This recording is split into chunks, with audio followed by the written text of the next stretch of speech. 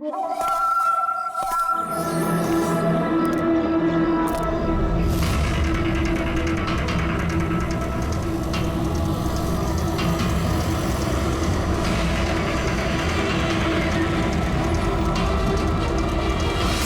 भाई, गाड़ी आगे ले।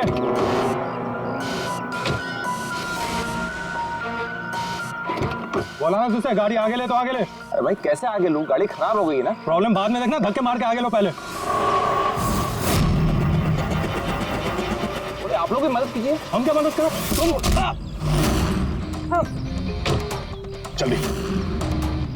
इस आदमी को मैं पहचानता हूँ सर, इसका मतलब हमारी इन्फॉर्मेशन एकदम सही है। यानी कि वो रूट नाम का कंप्यूटर हैकर इसी जगह पे होगा। और वो रूट जरूर कोई खतरनाक प्लानिंग कर रहा है सर।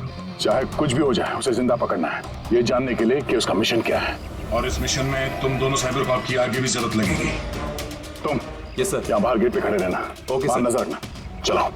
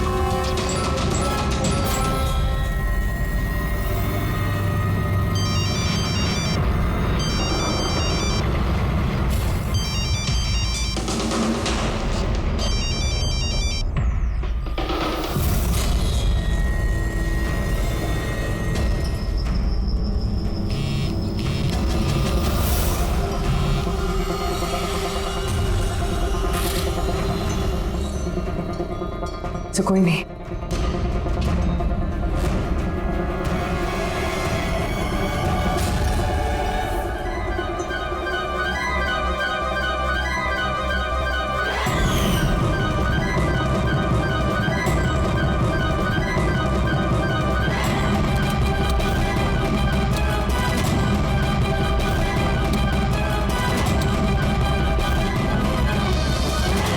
आप रेडी? सर सब जगह देख लिया, यहाँ पे कोई नहीं है। खबर तो गलत नहीं हो सकती, यहीं कहीं होना चाहिए। चलो देखते हैं।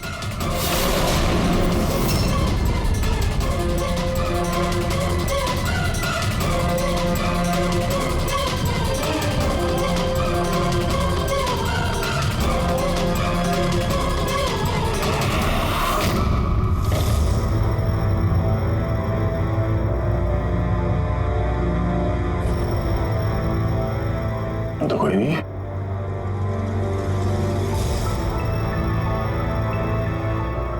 शहर अभी भी गर्म है, लगता है यहाँ पे कोई था अभी। मगर सर एंड मौके पे भाग कैसे निकला? सर हम लोग तो चारों तरफ से बंगले के अंदर घुसे, किसी को बाहर भागते हुए नहीं देखा है। सर, हाँ सर ये मॉनिटर देखिए, ये तो घर के आसपास की फुटेज चल रही। कहीं वो हमें देख के भाग तो नहीं गया?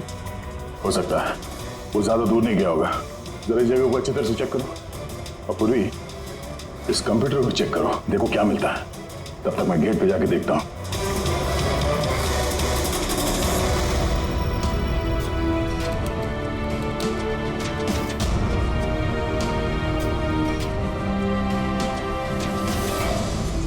Mahesh, Mahesh, yes sir. ये रूट अंदर नहीं है, लगता भाग गया। तुम यहीं पे खड़े थे? सर मैं यहीं पे खड़ा था, मैंने किसी को नहीं भागते हुए देखा। यहाँ से कोई नहीं गया बाहर? नहीं सर। मेन गेट से तो कोई बाहर गया नहीं, पता नहीं ये रूट कहाँ से चला गया। सर बाहर पीछे की तरफ एक गेट है, शायद वहीं से भाग गया होगा। सर वो कंप्यूटर पासवर्ड प्रोटेक्टेड है, ब्यूरो ले जाना पड़ेगा। सर ये रूट जरूर अपने उसी खतरनाक मिशन को पूरा करने में लगा होगा। ये रूट को किसी भी हाल में जल्द से जल्द ढूंढना होगा। एक मिनट, पूरे घर में कहीं भी ये कारपेट नहीं है, और यहाँ पे कारपेट रखा हुआ है, उसके ऊपर ये स्टूल। जरा हटाओ इसे। सर यहाँ पे खुफिया दरवाजा। बड़ी, तुम यही रहो इनके साथ, हम लोग अंदर देखते हैं।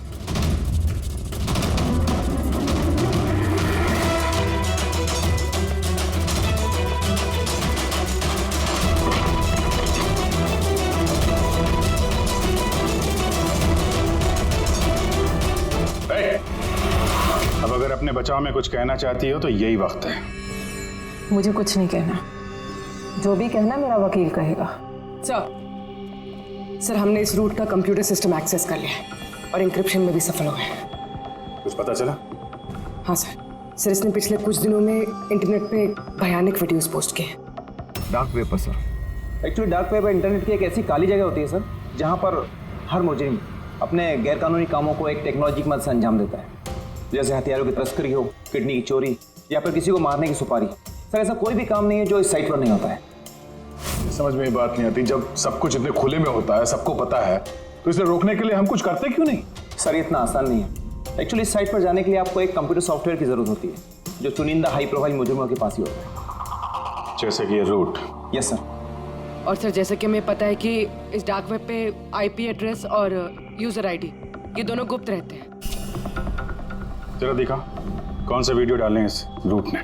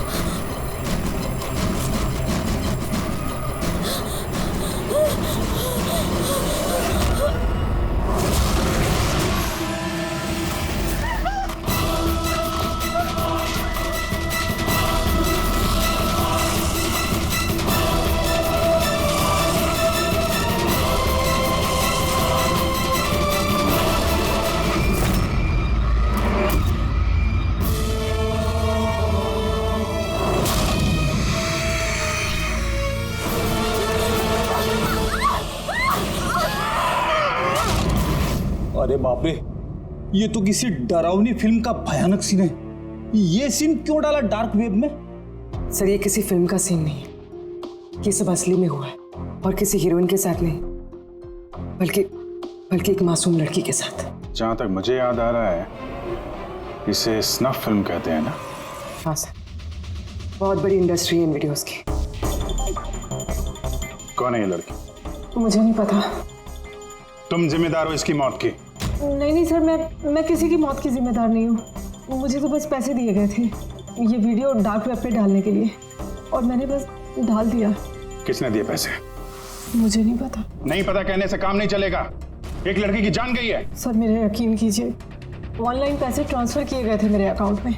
किसने किए मुझे कुछ नहीं पता। पता नहीं है तो पता करो। कंप्यूटर की बहुत बड़ी महारथी हो ना, ये पता करना तुम्हारे लिए कोई मुश्किल काम नहीं है। पता करो। अभिजीत, अगर कोई इस तरह का फिल्म बना के अपलोड कर रहा है तो हमें जल्द से जल्द उस तक पहुंचना होगा जो ये मौत का खेल खेल रहा है। एक काम करते हैं, इस लड़की की फोटो सभी पुलिस स्टेशन में भेज देते हैं। एक बार पता चल जाए लड़की कौन है, सारा मामला साफ हो जाएगा।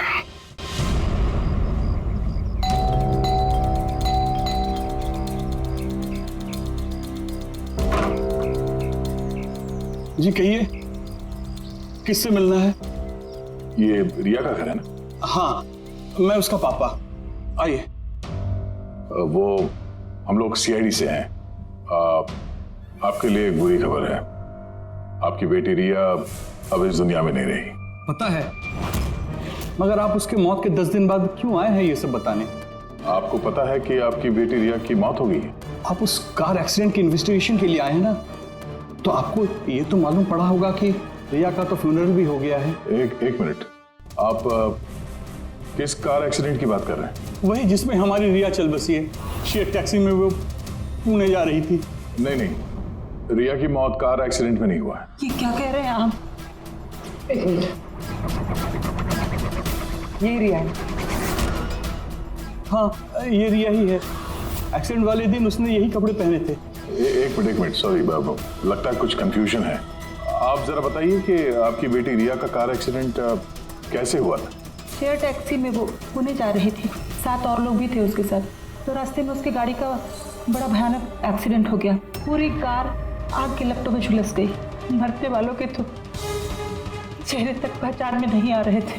तो आप लोगों ने रिया को कैसे पहचाना? उसके सामान के जरिए बस हम उसे पहचान पाए। आपने ये नहीं बताया कि ये फोटो कब की है? वैसे हम लोगों को भी पता नहीं कि ये फोटो कब की है, पर पता चलते ही हम आप लोगों को बता देंगे। लगता है रिया का ये एक्सीडेंट सिर्फ एक दिखावा था, उसकी मौत की असली वजह को छुपाने के लिए। सर, अगर रिया का कार एक्सीडेंट एक दिखावा था, तो वो बाकी के 7 लोग जो उसके साथ गाड़ी में थे, कहीं वो भी रिया की तरह ही तो नहीं मारे गए? हो सकता है। सबके परिवार वालों से मिलना पड़ेगा।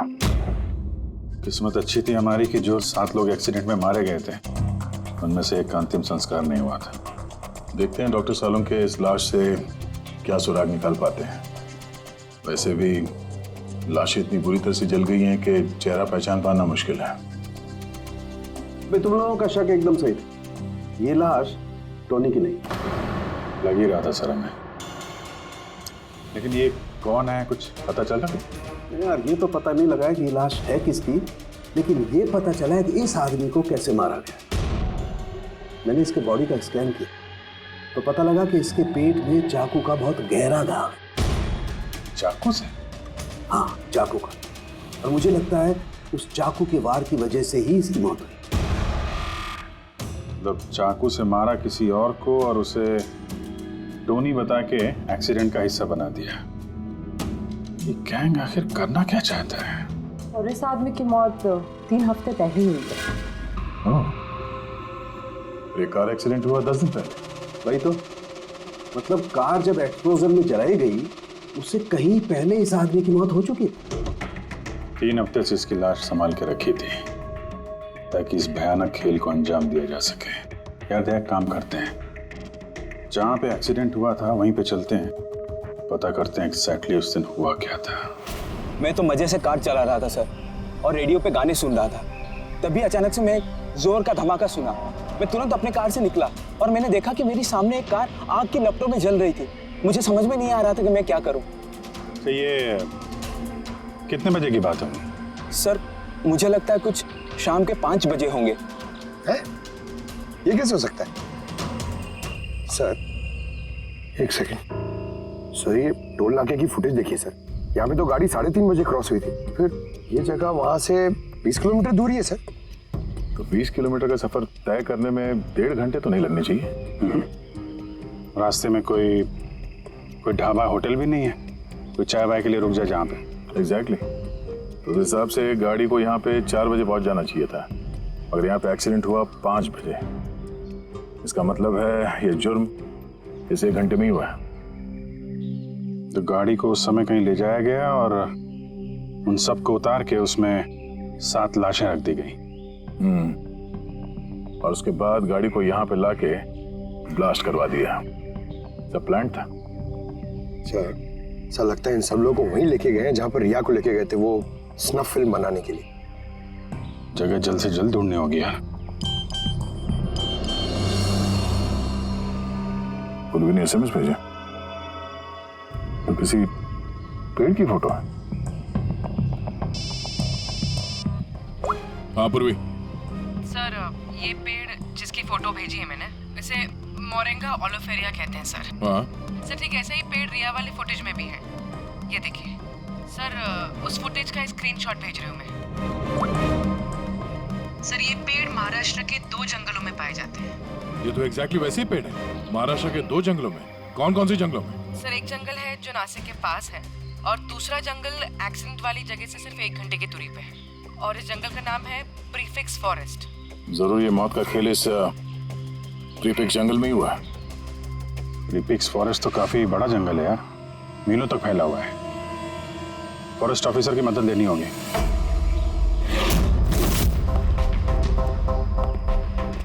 इस जंगल में ये सब हो रहा है, यकीन नहीं होता।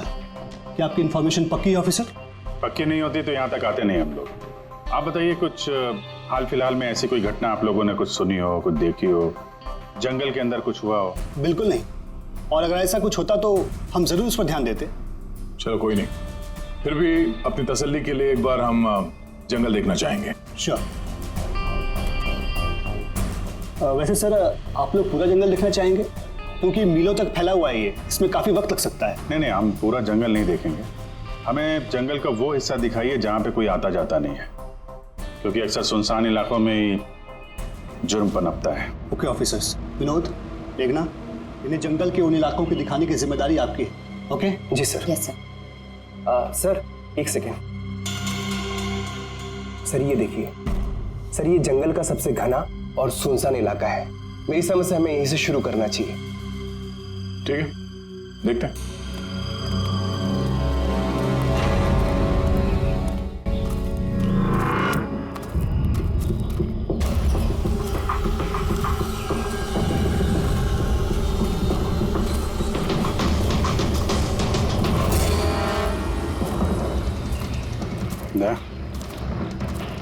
यहाँ पेड़ पे देखा?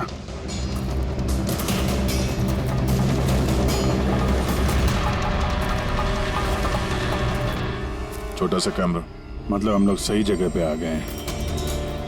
यही वो जगह है जहाँ पे वो फिल्म बनाई जा रही है। कैमरा ऊपर भी है, उस तरफ पैंट है।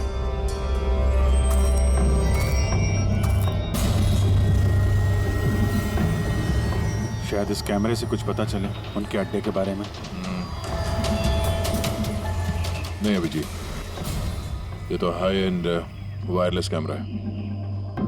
इसके जरिए पता लगाना मुश्किल है कि इसमें जो स्टोर्ड फुटेज है वो कहाँ से ब्रॉडकास्ट हो रहा होगा, और इस जंगल में पता नहीं और कितने कैमरास हैं। देखते हैं, आगे शायद कोई कैमरा मिल जाए जिससे कुछ पता चले।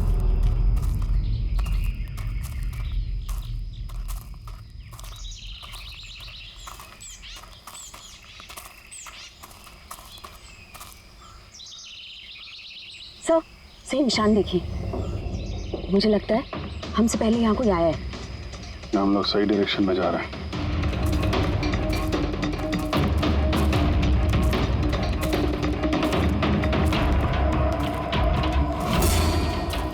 सर ये निशान यहीं तक है।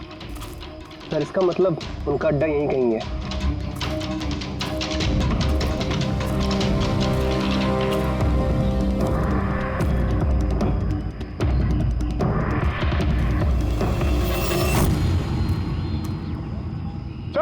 चल जल्दी आइए। एक मिनट सर, एक सेकंड। घबरा मत, हम लोग CID से हैं। उठो उठो। सर आप लोग CID से, मुझे बचा लीजिए सर।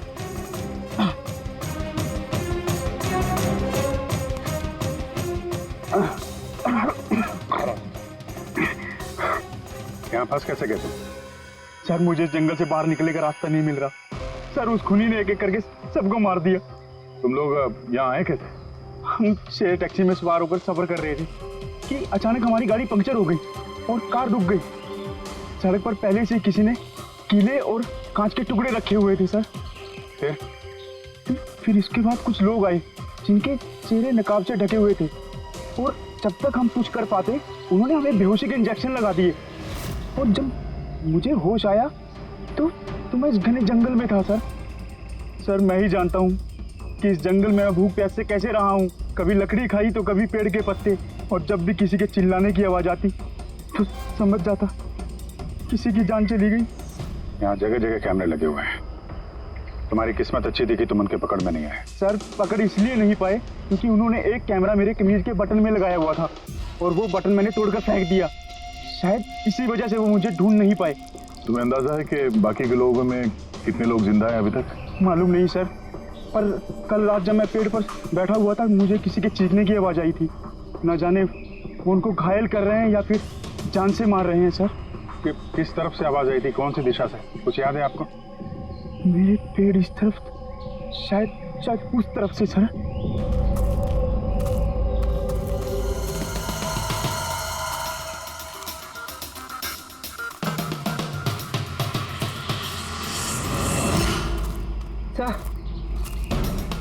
खून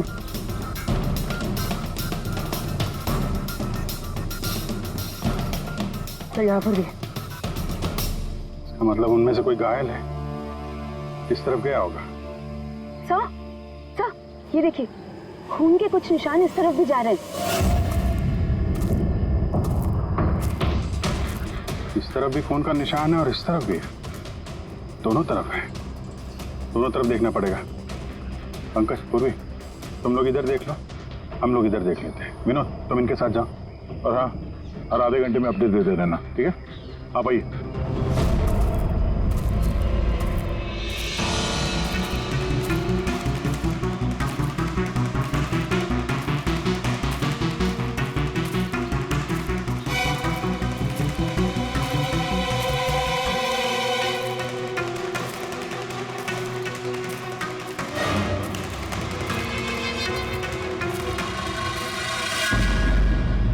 एक मिनट,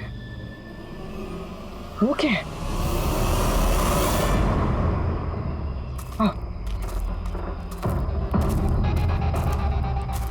घर, शायद घायल विक्टिम ने यहीं पर पनाह ली हो। जंगल के बीच में घर, मगर नक्शे के हिसाब से तो यहाँ कोई घर नहीं था। हो सकता है ऐसे फिल्म बनाने वालों को ऐसे लोकेशंस की जरूरत पड़ती है ताकि उन्हें कोई ट्रैक ना कर सके। हो सकता है उस घर में जो घायल आदमी है वही मुजरिम हो सकता है पंकज, और ये भी हो सकता है कि आगे और भी कैमरास लगे हों। होशियार रहना।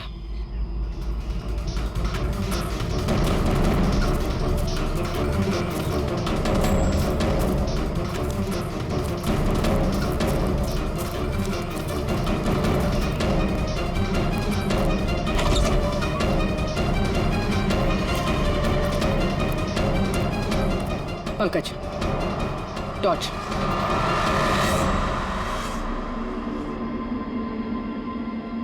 ये घर तो एकदम हिंदी फिल्मों की डरावनी पिक्चरों जैसा। ये देखो, उस घायल विक्टिम को यहीं पर लाया गया है। वो आवाज सुनी? अंदर से आ रही है।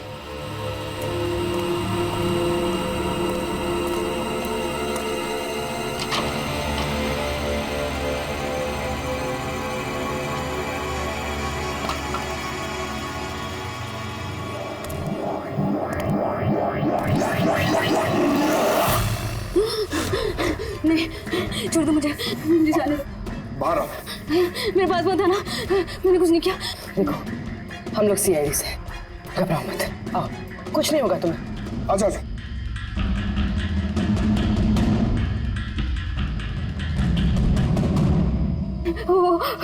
वो यहीं पे, वो यहीं पे।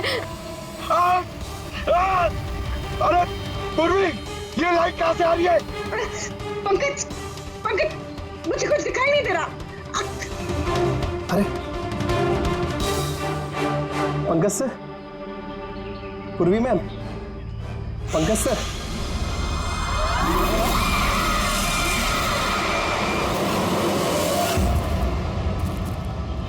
सर, खून के निशान तो यहाँ के खत्म हो गए।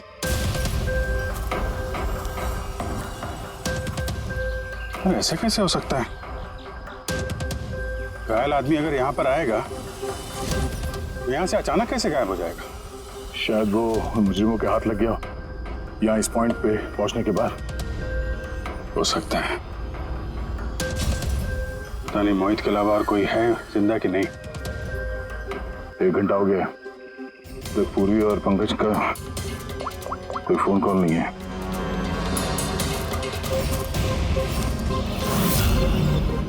पूरी फोन उठा नहीं रही है। पंकज देखता हूँ।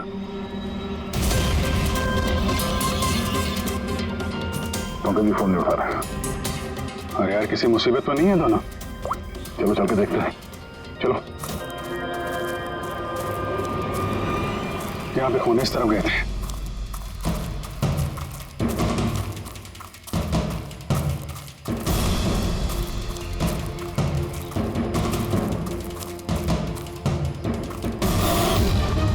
घर के अंदर शायद कोई हो, मैं अंदर जाके देखता हूँ।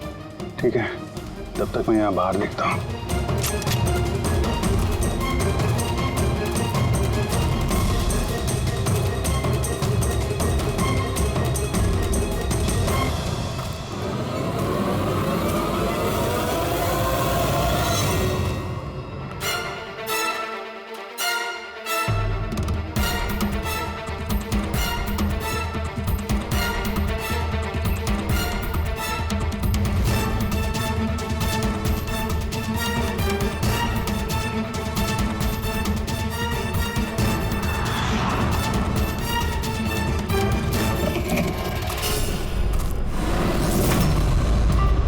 पंकज कब आए?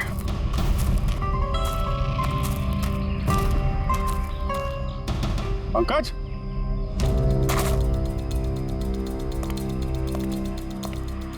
पंकज,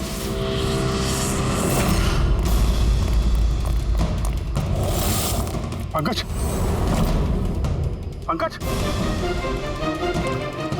पंकज, कैसे? उठो, उठो, सर, उठो। क्या हुआ? सर वहाँ पे वो घर में गए थे सर, वहाँ पे एक लड़की थी सर। हाँ सर बात ही कर रहे थे सर, पता नहीं एकदम से इतनी रोशनी आई सर कि कुछ दिखने नहीं, कुछ समझ में नहीं आ रहा था। वो घर से जैसे जैसे मैं निकला बाहर, शायद यहाँ गिर गया सर, पता नहीं, कुछ समझ में नहीं आ रहा सर, एकदम चक्कर आ रहा है। और पूर्वी, विनोद, वो कहाँ है? सर वो लोग पता नहीं सर, अंदर थे, बाहर निकले पता नहीं सर। ओह नो, क्या हुआ क्या तुम्हें? ये ठीक है। पूर्वी और विनोद भी नहीं? उस घर के अंदर तो कोई भी नहीं। ओह गॉड, उन्हें कहीं कुछ हो ना गया हो।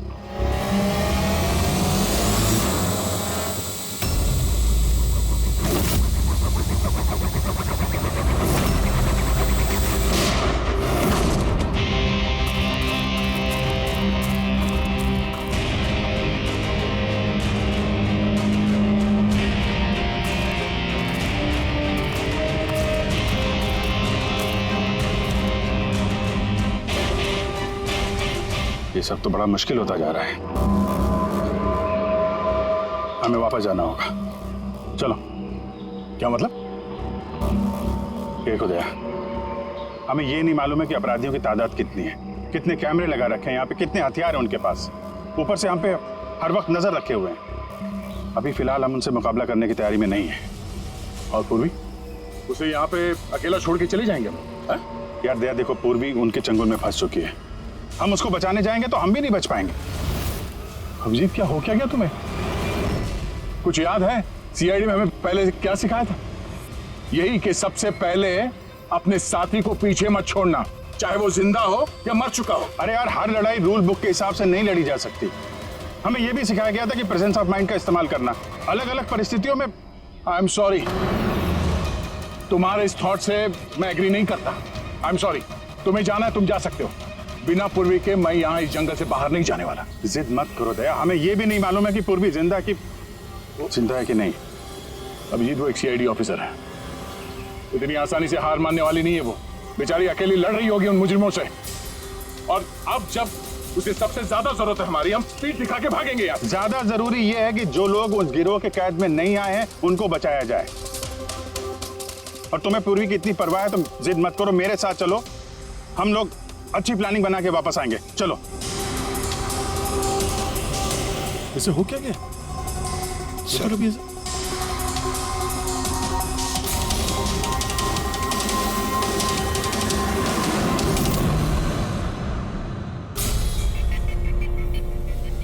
सीआईडी के इतिहास में ऐसा पहली बार हुआ होगा कि सीआईडी किसी से डरकर दुम दबाकर भाग गई। हाँ सर, पहुंच गए आप? हाँ बस उसी जंक्शन पे रहिए, हम लोग आते हैं वहां पे। अरे सालुंके सर, आप यहाँ? मैं यहाँ। अरे अरे तुम्हें क्या लगा हम लोग पूर्वी को ऐसे ही छोड़ देंगे जंगल में मरने के लिए? हैं? तो आपका और दया सर का झगड़ा झूठा था। जब अभिजीत ने वहां पे कैमरा देखा तो उसने मुझे इशारा किया। पता नहीं और कितने ड्रोन लगा रखे होंगे हम पे नजर रखने के लिए। जो आदमी उस कैमरे के जरिए हम पर नजर रखे हुए था उसकी आंखों में धूल झोंकना जरूरी था। इसलिए अब वो लोग ये सोच के बैठे हुए हैं कि हम लोग जंगल से निकल गए, थोड़े रिलैक्स भी हो जाएंगे। यही मौका है हम पे हमला करने का। अभिजीत, ये लो, ये तुमने मंगाया था। ये क्या डिवाइस है सर? ये जैमर है पंकज। आसपास इस एरिया में जितने भी कैमरे होंगे सब जैम हो जाएंगे। अब वो हम पे नजर भी नहीं रख पाएंगे। और ये ड्रोन पे जो कैमरा लगा है इसकी रेंज 7 किलोमीटर सिर्फ। बैटरी तो खत्म होने वाली है। इसका मतलब अगर हम इसे नहीं पकड़ते तो ये वापस उनके अड्डे पे जाता बैटरी बदलने के लिए। जरा आईपैड निकालना, नक्शा निकालो उसमें।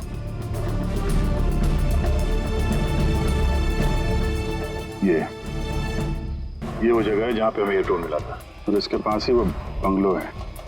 लगता है यही होगा मुजरिम का ठिकाना। तो चलते हैं, चल के आज़ाद कराते हैं पूर्वी और बाकी जो जिंदा बचे हुए लोग हैं उनको। चलो। नहीं सर, आप मेघना और मोहित आप लोग यहीं पे रुकिए, हम लोग देखते हैं।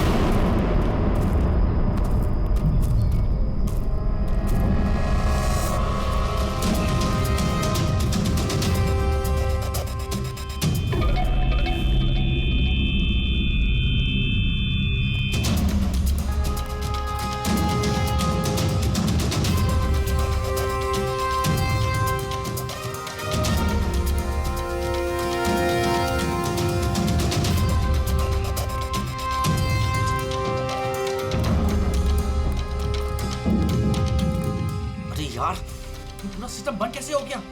देख ना कुछ। जैसे आवाज आ रही है। कैसे हो सकता है पूरा सिस्टम?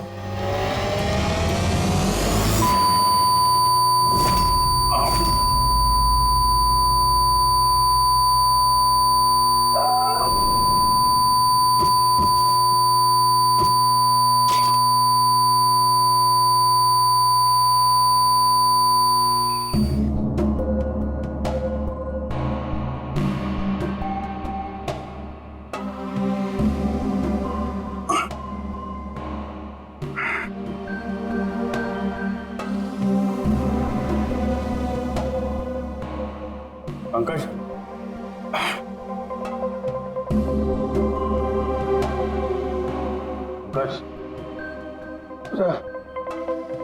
हमारे स्वागत की पूरी तैयारी कर रखी थी इन लोगों ने। सर ये लोग अगर हमें मारना चाहते तो पहले ही मार देते। हमें मारते हुए क्या ये फिल्म बनाना चाहते हैं?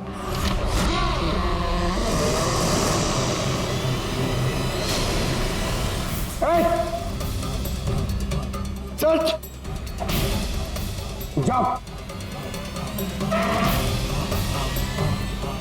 सच मैं हूं पंकज। पूर्वी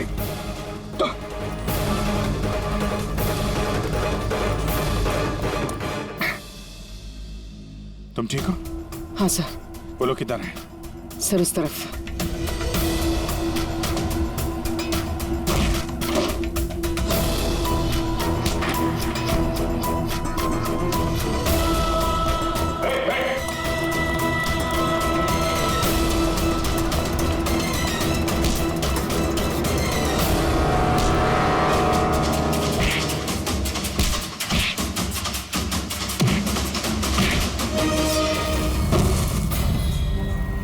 सर चल चल।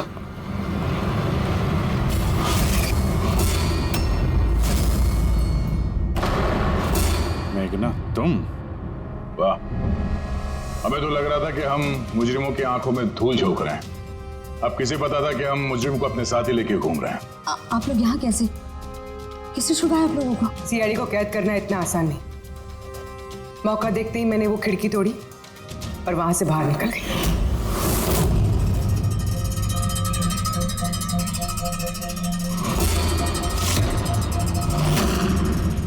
और उसके बाद मैंने उन्हीं लोगों का पीछा किया जिन लोगों को तुमने भेजा था मुझे ढूंढने के लिए। और फिर मैंने उस नकाबपोश आदमी को देखा और उसका भी पीछा किया।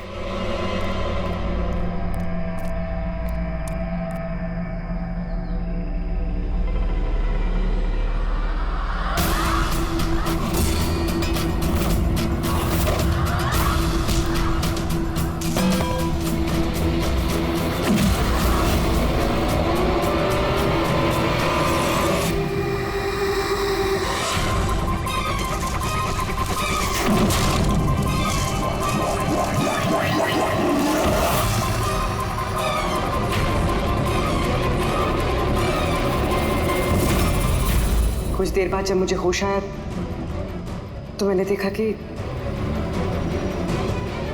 मगर इससे पहले कि मैं बाकी ऑफिसर्स तक पहुंच पाती तुम्हारी उस सोनिक बूम वाली आवाज ने इन्हें बेहोश कर दिया था। वो तो मेरी किस्मत अच्छी थी कि मैं दूर थी और उस आवाज का मुझ पर कोई असर नहीं हुआ। और फिर मैंने सोचा कि क्यों ना उस नकाब को ही मैं अपना हथियार बना लूं। जिस बेरहमी से तुमने लोगों की जान ली है, तुम तो औरत कहलाने के लायक भी नहीं हो। अब ये बताओ तुमने ये सब किस लिए किया? ये सब मैंने पैसों के लिए किया है सर। जितने पैसे मुझे इस काम के लिए मिल रहे थे ना, उतना तो मुझे अपनी जॉब में 5 साल में भी नहीं मिलता। और वैसे भी क्या फर्क पड़ता है, रोज इतने लोग मरते हैं, अगर 2-4 और मर गए तो क्या हुआ? तुम्हें शायद मालूम नहीं है कि तुम कितनी बीमार हो। बाकी लोग कहाँ हैं जो तुम्हारे साथ में थे? मैंने किसी को कोई नुकसान नहीं पहुंचाया सर, इतनी भी बुरी नहीं हूं मैं। और वैसे भी मैंने कोई भी खून अपने हाथों से नहीं करा है। मुझे तो एक औरत ने करोड़पति बनने का ऑफर दिया था जो मैंने एक्सेप्ट कर लिया। कौन औरत? बहुत अजीब सा नाम था उसका।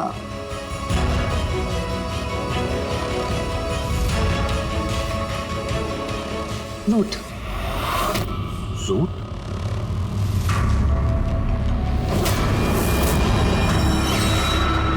तो रूट है इस सब के पीछे मास्टरमाइंड। अब उसने ऐसा क्यों किया उसका जवाब तो अब वही देगी। जहां तक तुम्हारा सवाल है, कानून तुम्हें कड़ी से कड़ी सजा देगा।